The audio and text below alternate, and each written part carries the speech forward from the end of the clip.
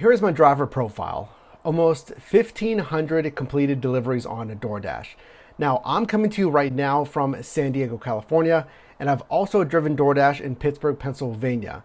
Now, in this video, after all of that, I'm just gonna give you my straight, honest review on driving. Welcome to the channel. My name is Mike. This channel is dedicated to your success in this gig economy, the side hustle. So if you are new here, consider subscribing. So I talk about a lot of tips here on the channel. It's my goal, again, your success in the gig economy. I want you to make as much money as possible and be set up with best practices so you don't waste your time, because no one wants to waste their time. So let's take a step back, because it doesn't matter if you're new, if you're just kind of getting the swing of things, or if you've been driving for years here. As we round the corner into 2021, or really whenever you're watching this video, we need to ask basic questions about how is it driving for DoorDash? Is it worth it? Are there better apps out there, and should you even do it?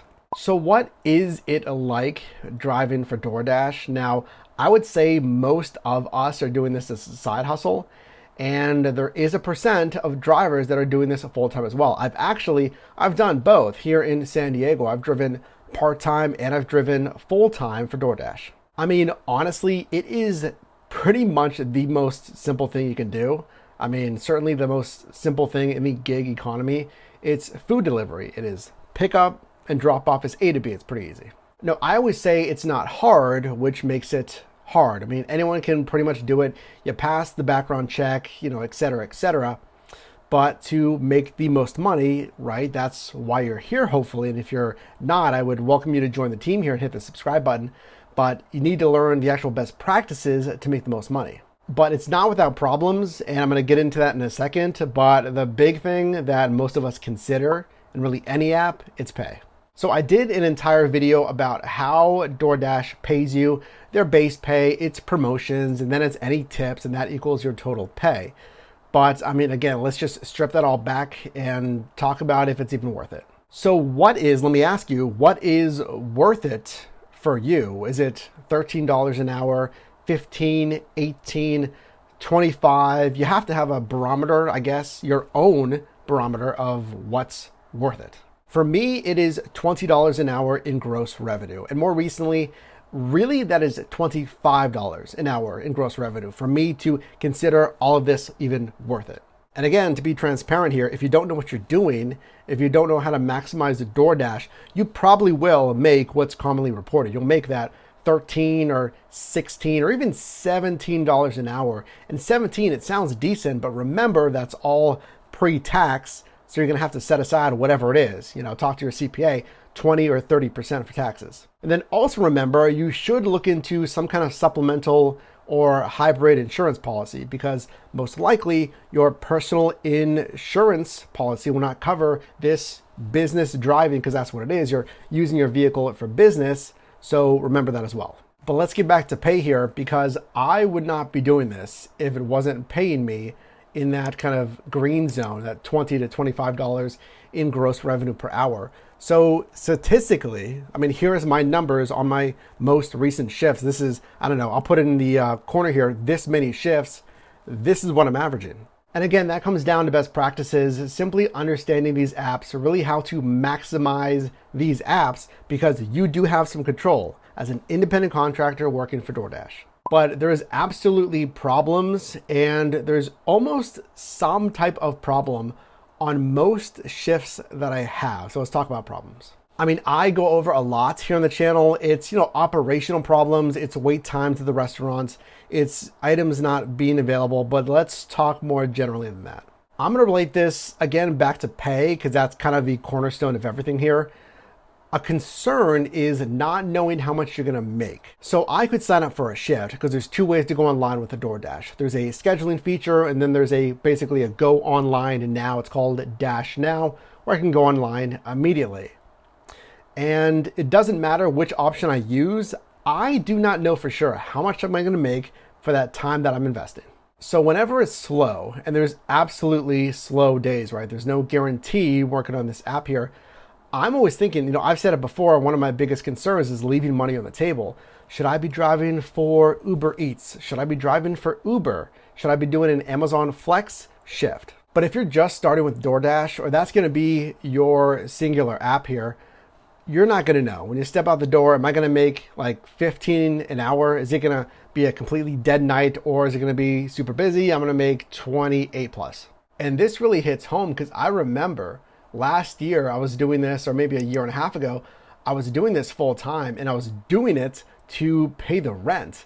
So whenever you're counting on whatever it is, making $100 a day or whatever your goal is, and it's dead that day, and imagine if you have another slow day, you're like, all right, well now the next day I gotta make 120. Then it's another slow day, and the next day I gotta make like 170. So there's concerns there, especially if you're pressed and you need to make money if you're gonna be driving for DoorDash. So I wouldn't recommend it if you're in that scenario. If you are absolutely crunched for money, I wouldn't put all my eggs in one basket just on DoorDash. In that case, and what I've always done is I've driven on multiple apps, because I mean, here's another problem with the DoorDash is it is one of the most crash sensitive apps that I've driven on. I mean, the actual app crashes. Not all the time, it's getting better, but something to consider, because again, if you're out there driving for whatever reason, right, you're doing it to make money, and the app goes down for 20 or 30 minutes, I mean, maybe that's 15 or so bucks or 20 bucks, but it's still money out of your pocket, and DoorDash doesn't pay it. They don't reimburse you for outages. And I want to discuss something that I feel isn't discussed too much with really any of these apps here, but again, we'll just talk about DoorDash, and that's safety. Now, I've never felt really, I'm trying to think back to all these deliveries here, I've never felt specifically like unsafe, but consider that, because I mean, this is a real thing. You will be navigating homes, condos, apartment complexes, and if you're driving during the dinner rush, I mean, chances are a lot of the times it could be at night as well. Again, I've never felt unsafe. There's safety precautions. I always check my surroundings before getting out of a vehicle. I am parking as close to an apartment building that I can. Now, DoorDash does show an arrow on the building that you're going to be delivering to. So if it's an apartment complex, I mean, usually that's accurate, but I want to park as close as I can to that arrow. I mean, obviously just to shorten the walking distance, but I mean, there's always that as well. Kind of in the back of my mind, it's safety. And also consider the marketplace that you're going to be driving in. Now, I'm originally from Pittsburgh, Pennsylvania. I'm coming to you from San Diego, but I know Pittsburgh winters. Trust me. So if you're driving on these apps here, I mean, it just comes with the territory. Again, I know Pittsburgh. If you're going to be delivering on the upcoming winter months here, kind of a pain. And another point here before I kind of give you my verdict here, but keep in mind that this industry is volatile. It's always changing. There could be, and there have been, changes to pay. And in fact, I mean, we're talking about DoorDash here. DoorDash has been under fire for their pay model. And this was what, like a year and a half ago, maybe 2 years, where they were accused of using the customer tip in part or maybe in full to fulfill the base pay to the driver. Because what it's supposed to be, and the way it's laid out now, is there's separate base pay, and then there's any promotions, and then there's the tip. Those are separate from the base pay, and that equals your total pay. But again, speaking just more generally about this landscape in this gig economy, it is changing. There is a rate decreases, there's algorithm changes here. There's things with the company policy changes, just how the app works. There's popularity. What happens if DoorDash or really any of these apps loses market share and basically you're not as busy as you once were, and or there's more drivers that sign up in your marketplace. Now, you don't know that. There's no way to measure how many drivers they're bringing on, but generally these apps, DoorDash included, they don't cap how many drivers they're bringing on the platform. Okay, so let's talk verdict here. I mean, should you do DoorDash? Now, again, this is coming to you from almost 1,500 deliveries, different marketplaces. My brother drives for DoorDash. I know other people that drive. There's a whole driver forum. There's previous forums that I've interacted with the drivers. So, should you do it? I think there's nothing wrong with trying it because I do not know your marketplace and how it's performing. So what you can do is, since there is a low barrier of entry and this is something that you want to try, I mean, you can do just that.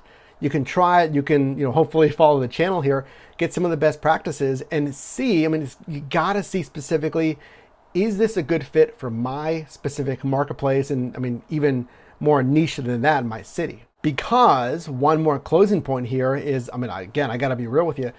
It may not be. It may not be a good fit for your city.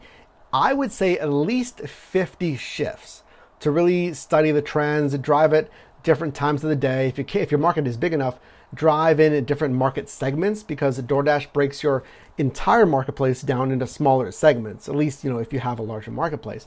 Drive several of those different marketplaces, do at least 50 shifts, and then look at your data. Actually, there's a Excel sheet and a numbers sheet that I just uploaded for free on my website, yourdrivermike.com, so you can actually track the numbers. So you can sit down at the end of the day, and after every shift, you can add to that, and you can see, okay, where's my time going? Am I making, hopefully, $20+ an hour? I do like DoorDash. All things considered, I have seen a lot of success on DoorDash, and I would attribute that mainly to mastering the app and of course the marketplace, but I have seen success in different marketplaces. So it's not just, here in San Diego. And then I hear every day that drivers are having success on a DoorDash in different marketplaces. So if you got value in this video, definitely drop me a like, and you can also click or tap the screen now for my most recent video, as well as a video recommended for you, and I'll see you in the next one.